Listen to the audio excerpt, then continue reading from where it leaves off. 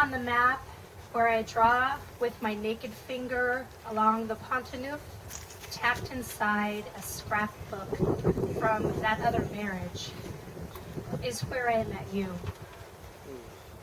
Brown tape and mouse teeth pages make up Baker's dozens of unregretful years. It was he and I, soiled with overpriced flowers, vows, and a half-empty keg at a reception. We took the planes, the trains, and the gondolas like good little newlyweds do. But it was you. You were the conductor, punching my ticket, while I vomited in a paper baguette sack on the train.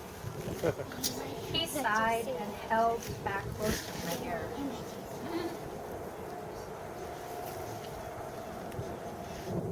When we arrived in Venice, sea train unlovesick on a turncoat beat, a plea for just one more day in Paris in exchange for the canals of the Steep, was adamantly denied.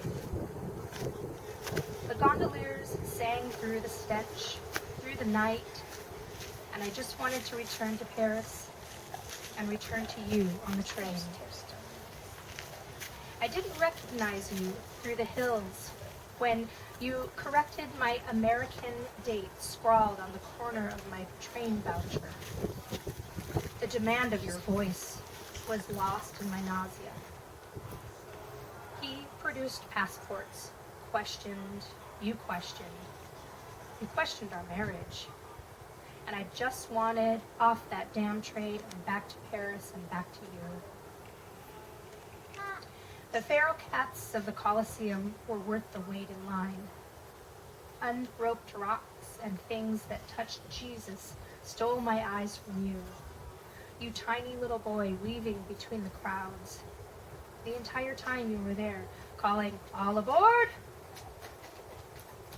He took my hand, cooing about children and Disneyland, and regretfully I fucked him on the hotel balcony. A thunderstorm pounded down, but it was you who I wanted back on that train.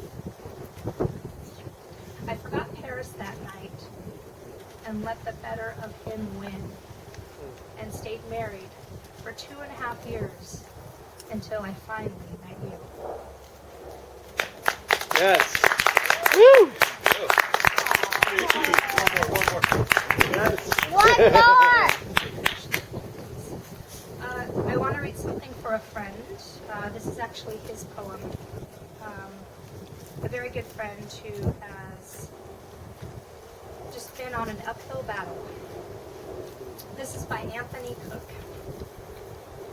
It's called New. New. New, all errors are cleansed and we awake.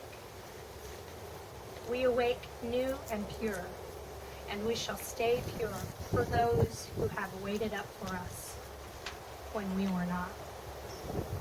We owe them this. We must live not in this age, but in another, when vows have the weight of life and death, and devotion was eternal. Turn our backs on our mistakes, and walk into the pure light of rings and forests, and happy times regained, renewed, refreshed by our humbleness, our new purity. Devote yourself to the memories which hang around you.